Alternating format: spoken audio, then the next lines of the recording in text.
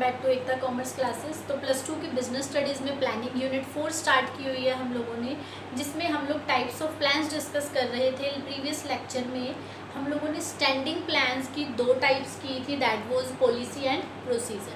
तो आज हम इसकी 2 टाइप्स दैट इज़ मेथड और रूल करेंगे, जो कि हमारे स्टैंडिंग प्लान्स के एग्जांपल है। मेथड क्या है, रूल क्या है।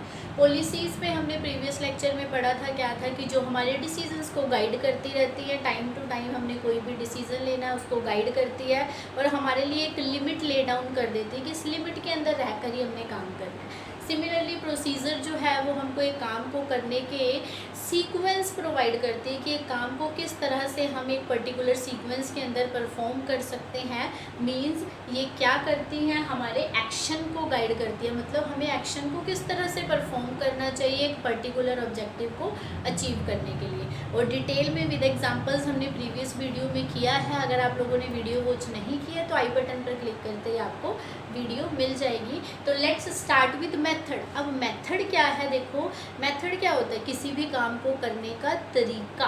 अब देखो मेथड में हमने क्या कहा, जो हमने प्रोसीजर में सीक्वेंस सिलेक्ट किए हुए थे एक काम को कंप्लीट करने के, एक काम को फुलफिल करने के लिए जो सीक्वेंस थे, उन सीक्वेंस के डिफरेंट जो प्रोसीजर के डिफरेंट स्टेप्स हैं उसको हमने किस तरह से किस मेथड से कंप्लीट करना है, that is also already plan. ये भी पहले से ही प्लान कर लिया जाता है कि जो हमने प्रोसीजर सेट किया है उस प्रोसीजर का हर एक स्टेप किस तरह से किया जाएगा पूरा, ताकि हमारे कम से कम एफर्ट्स लगे, ज़्यादा से ज़्यादा प्रोडक्टिविटी हो, ज़्यादा से ज़्यादा आउटपुट मिले, कम से कम हमारा खर्चा हो और थकावट भी कम हो।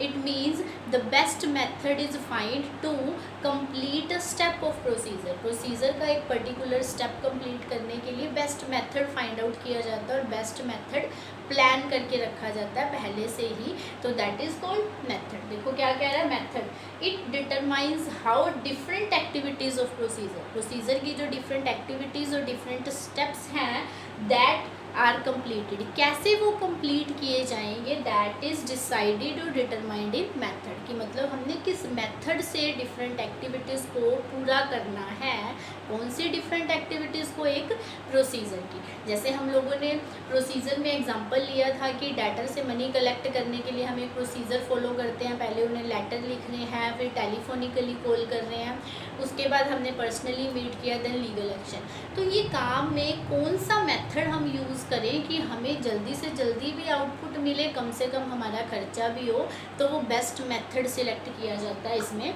वो डिटरमाइन करके रख लिया जाता है पहले, इसीलिए बोल रहा है determines how different activities of a procedure are complete, that is called method. कि कैसे एक्टिविटीज़ को, डिफरेंट एक्टिविटीज़ को पूरा किया जाएगा, किस मेथड से, किस तरीके से, दैट इज़ कॉल्ड मेथड। देखो अब बोला कि हर एक एक्टिविटी के लिए प्रोसीजर की डिफरेंट प्लान होगा, डिफरेंट मेथड होगा, इसीलिए कहा गया है कि there is more detailed than procedure.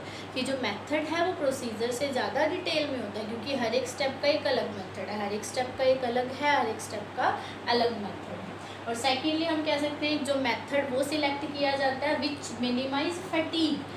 ऐसा मेथड सिलेक्ट करने की पहले से कोशिश की जाती है कम से कम थकावट हो, जिसमें प्रोडक्टिविटी ज़्यादा हो, मतलब कम से कम टाइम में ज़्यादा से ज़्यादा प्रोडक्शन की जा सके, एंड कॉस्ट भी कम से कम हो, खर्चा भी कम से कम लगे। इसीलिए पहले से प्लान करके रख लेते हैं मेथड। अगर हम एट ए टाइम करते हैं तो हो सकता है हमें ये बेनिफिट्स ना मिल, इसीलिए पहले से ही मेथड को प्लान करके रखा जाता है। Next is method that is selected. जो मेथड सिलेक्ट कर लिया गया that is called standard method.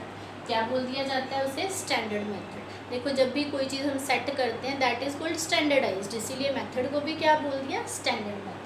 अब देखो जो हमने एक मेथड सिलेक्ट किया हुआ है, हमेशा ये ट्राई किया जाता है कि उस मेथड को इम्प्रूव किया जाए। अगर हमें उससे बेटर मेथड मिल रहा है तो वो भी फाइंड करने की कोशिश की जाती है। इसीलिए बोला efforts are always made to improve the current method और इम्प्रूव द सिलेक्टेड मेथड, ताकि जो अननेसेसरी और अनप्रोडक्टिव एक्टिविटीज़ हैं उसको ख़त्म किया जा सके, उसको एलिमिनेट किया जा सके और वीकेंड से उसको डिलीट किया जा सके। तो यही कह रहे हैं हम लोग कि एफर्ट्स हमेशा किए जाते हैं जो हमने एक मेथड प्लान किया है उसको इम्प्रूव करने के, ताकि हमें अनप्रोडक्टिव एक्टिविटीज़ को एलिमिनेट करने में हेल्प मिले। तो दिस इज़ मेथड सिंपल है कि प्रोसीजर की डिफरेंट एक्टिविटीज़ को, डिफरेंट स्टेप्स को हमने किस तरह से कंप्लीट करना है, क्या तरीका यूज़ करना है, वो ऑलरेडी डिसाइड कर लिया जाता है। इसीलिए बोला गया this is more detailed than the procedure, क्योंकि प्रोसीजर के हर स्टेप के लिए एक डिफरेंट मेथड है। तो अभी नेक्स्ट देखिएगा रूल। अब हम रूल डिस्कस करेंगे। So be concentrated students, that is also very important part of the standing plans. हमने देखो पहले डिस्कस किया है स्टैंडिंग प्लान्स क्या होते हैं। स्टैंडिंग प्लान्स वो हैं जो रिपीटेडली यूज़ किए जाते हैं। मेथड भी देखो, एक बार मेथड सेट हो गया, ऐसा तो नहीं कि हम लोग उस पर्टिकुलर प्रोसीजर के स्टेप्स को पूरा करने के लिए एक ही बार यूज़ करेंगे, नहीं, रिपीटेडली जब हमें उस चीज़ की ज़रूरत पड़ेगी तब हम वो मेथड यूज़ कर सकते हैं, इसीलिए हम इसे स्टैंडिंग प्लान बोल रहे हैं। Standing plan means repeatedly use plans. तो देखते हैं स्टूडेंट्स नेक्स्ट रूल में क्या है। यह स्टूडेंट देखिएगा रूल क्या है। देखो जब भी हम लोग रूल की बात करते हैं, इट मीन्स हमारे लिए कुछ रूल्स और रेगुलेशंस बनाए जाते हैं जो हम लोगों को फॉलो करने ही पड़ते हैं, दैट इज़ कॉल्ड रूल। तो इसीलिए बोला गया रूल क्या है, it refers to that plan. ये वो प्लान है जो हम लोगों को क्या बताता है, what is to be done and what is not to be done, कि हम लोगों को क्या करना है और क्या नहीं करना है एक पर्टिकुलर सिचुएशन के अंदर। मतलब हमारे ऊपर कुछ रेस्ट्रिक्शंस लगा दी गई है, वी कैन से, जो हमें कह दिया गया है कि आपको ये करना है इस सिचुएशन में, और कह दिया गया है कि ये नहीं करना है।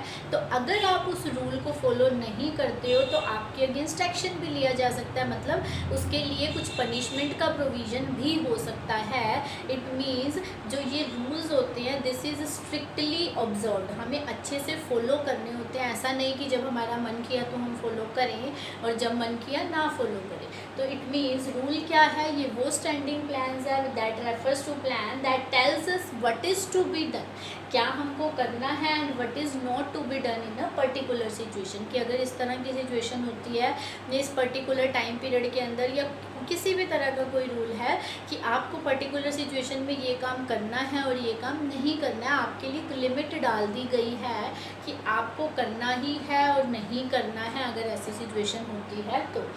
देखो बोला this is applicable to everybody, और ये हर एक पर्सन पे अप्लाई होते हैं, and it must be observed, और ये करने ही पड़ते हैं। अगर नहीं किए जाते ऑब्जर्व तो उस केस में हो सकता है कि कोई ना कोई पनिशमेंट का वहाँ पे प्रोविज़न किया गया होगा कि अगर आप इस रूल को फॉलो नहीं करोगे तो आपको पनिशमेंट हो सकती है, किसी भी तरह की punishment, that is already decided. तो जैसे इसके एग्जांपल अगर हम देखें, रूल बना है no smoking in the factory area, कि जितने भी वर्कर्स काम कर रहे हैं उनके लिए ये रूल है कि फैक्ट्री एरिया में कोई भी स्मोक नहीं करेगा। अब चाहे वहाँ पे कोई मैनेजर आ रहा है, चाहे कोई वर्कर है या कोई भी पर्सन आ रहा है, तो वहाँ पर क्या होना चाहिए, स्मोकिंग नहीं होनी चाहिए, दिस इज़ रूल। अब ये हर पर्सन के लिए, चाहे वो मैनेजर आ रहा है, चाहे कोई भी वहाँ पर पर्सन जो कि उस एरिया में आता है, वहाँ पर स्मोकिंग करना अलाउड नहीं है। अगर वो स्मोकिंग करता है तो उसके लिए पनिशमेंट का भी प्रोविज़न है, उसे पनिशमेंट दी जाएगी। तो दिस इज़ मतलब रूल वो है जो हमें बताता है कि हमें क्या करना चाहिए, क्या नहीं करना चाहिए। हम लोगों के ऊपर एक लिमिट डाल दी गई है कि हमने ये काम नहीं करना है। It means it should be strictly prohibited rule. देखो अभी हमने पॉलिसी किया था प्रीवियस लेक्चर के अंदर, पॉलिसी में भी हमने कहा था एक लिमिट दे दी गई थी हमें, पर वहाँ पे ऐसा तो स्ट्रिक्टली प्रोहिबिटेड नहीं थी वो चीज़, या आपको ऐसा नहीं कहा गया था कि करना, या मैनेजर उसके अंदर अपने अकॉर्डिंग थोड़ा बहुत अमेंड कर सकता है। अगर उसने कोई डिसीज़न लेना है उसके लिए पॉलिसी बनी है, डिफरेंट टाइप की पॉलिसीज़ थी, सेल्स प्रमोशन पॉलिसी या जो भी हमारी डिफरेंट टाइप की पॉलिसीज़ थी, पर्सनल पॉलिसी, तो उस पॉलिसीज़ के अंदर उसे गाइड कर दिया गया था कि आप लोग इस तरह से ये काम कर सकते हो। सेल को प्रमोट करना है तो एडवर्टीज़मेंट कर सकते हो, या फिर other sales promotion techniques use कर सकते हो। पर्सनल पॉलिसी में आप लोगों ने क्या करना है, एज के बेस पे करना, या जो भी था, मतलब आपको एक क्या किया था, गाइडेंस दी गई थी। मैनेजर उसमें थोड़ा बहुत अपने अकॉर्डिंग एडजस्टमेंट कर सकता है, पर जो ये रूल है ये भी आपके लिए क्या कर रहा है, एक लिमिट डाल रहा है, पर यहाँ पे आपको स्ट्रिक्टली प्रोहिबिट कर दिया गया कि ये काम आपको नहीं करना है और ये काम आपको करना है। इसमें हम अपने अकॉर्डिंग कोई चेंजेस नहीं कर सकते, जैसा बोला गया हम लोगों को वैसा ही करना पड़ता है। लाइक बोला no smoking in the factory area, तो नहीं करना, चाहे वो मैनेजर भी क्यों ना, वो अपने अकॉर्डिंग चेंज नहीं कर सकते। तो this is all about rule. ये रूल है तो हम लोग 4 जो स्टैंडिंग प्लान्स हैं, पॉलिसी, प्रोसीजर, मेथड, रूल, ये हम लोग कर चुके हैं स्टूडेंट्स। अगर आपको कोई भी प्रॉब्लम रहती है कमेंट सेक्शन में पूछ सकते हो। इसके अलावा आपको फेसबुक प्रोफाइल भी प्रोवाइड कर दी जाएगी डिस्क्रिप्शन बॉक्स में, वहाँ पर भी आप क्वेश्चन आस्क कर सकते हैं। तो स्टूडेंट्स अगर वीडियो पसंद आए तो इसे लाइक ज़रूर कीजिएगा, चैनल को सब्सक्राइब करना मत भूलिएगा और नोटिफिकेशन बेल पर भी ज़रूर क्लिक कर दीजिएगा ताकि आपको फर्दर नोटिफिकेशंस मिलती रहे। Thank you, have a nice day.